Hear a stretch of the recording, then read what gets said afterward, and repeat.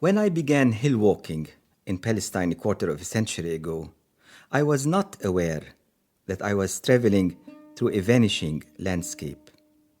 For centuries, the central highland hills of Palestine, which slope on one side towards the sea and on the other towards the desert, had remained relatively unchanged. On this walk, I had passed at least a dozen abandoned qasrs. Those who had once inhabited them were gone. That way of life was no more. Their owners had moved on to other places.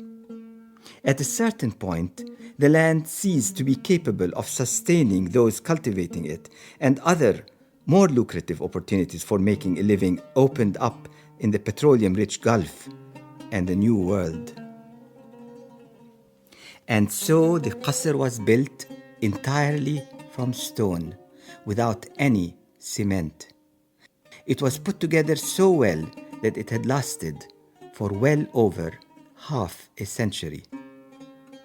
In the early morning, as the droplets of dew clung to the delicate petals of the wild flowers catching the sunlight, the valleys seemed to glitter in a kaleidoscope of color.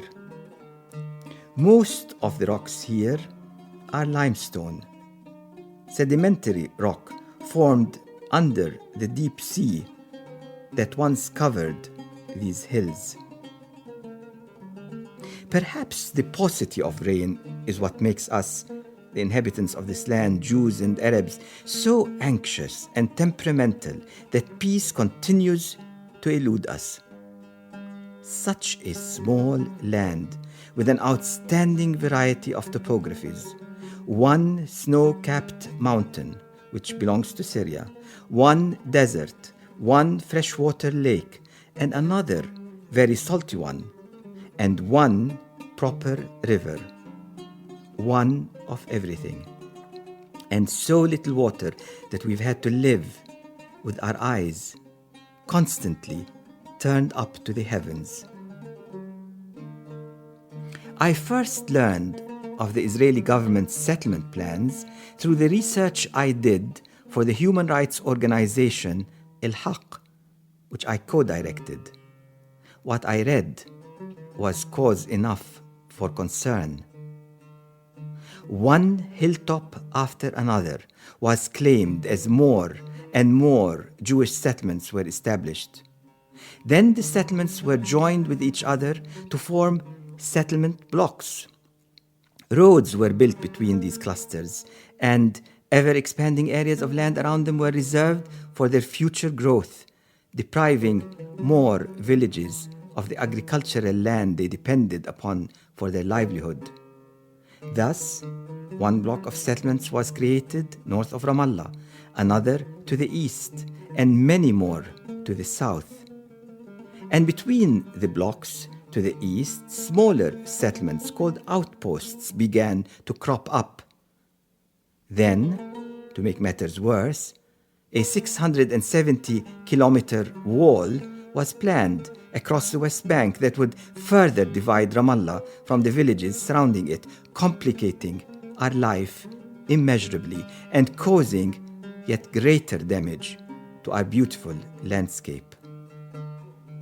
As our Palestinian world shrinks, that of the Israelis expands, with more settlements being built, destroying forever the wadis and cliffs, flattening hills, and transforming the precious land which many Palestinians will never know.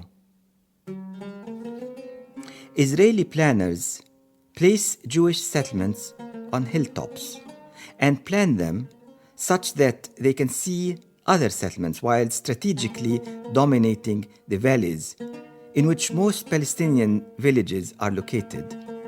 It is not unusual to find the names of Arab villages on road signs deleted with black paint by overactive settlers. In the course of a mere 3 decades, close to 500,000 Jewish people were settled within an area of only 5,900 square kilometers. The damage caused to the land by the infrastructural work necessary to sustain the life of such a large population, with enormous amounts of concrete poured to build entire cities in the hills that had remained untouched for centuries, is not difficult to appreciate. Beautiful wadis, springs, cliffs, and ancient ruins were destroyed by those who claim a superior love of the land. Ever since I learned of the plans to transform our hills being prepared by successive Israeli governments who supported the policy of establishing settlements in the occupied territories, I have felt like one who is told that he has contracted a terminal disease.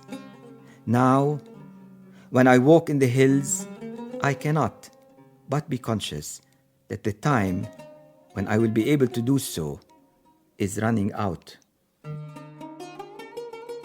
The midday sun had turned the mountains to the south into translucent sky blue humps with their frizzled edges silhouetted against the sky.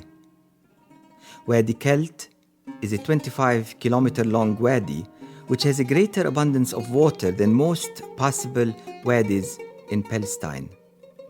The stream, which is strongest in winter, starts at Ain Fawar and empties into the river Jordan. When King Herod needed water for his winter palace in Jericho, he built the first aqueduct from Ain Fawar to Wadi Kelt. As we descended along the canal to Jericho, the valley became wider and more lush. We came upon fields of poppies that were taller and more beautiful than any that grew in the Ramallah wadis. The green grass on both sides of the path was so high it dwarfed us as we walked west, far away from any village or settlement. When the sun emerged from behind the clouds, the intensity of color strengthened, the grass became radiant, and when it swayed with the light wind, different shades of green were exposed. As we approached St. George's Monastery, the landscape became more dramatic, with higher, more ragged cliffs. The monastery hangs on a precipice in the north side of the wadi in the manner of other monasteries at the edge of the desert. In this land of turbulence and wars, there have always been oases of tranquility and peace, where monks have been able to hide themselves away, never bothering with the worldly events taking place outside their door. The biography of these hills is in many ways my own. The victories and failures of the struggle to save this land also mine. But the persistent pain at the failure of that struggle would in time be shared by Arabs, Jews, and lovers of nature anywhere in the world. All would grieve, as I have, at the continuing destruction of an exquisitely beautiful place.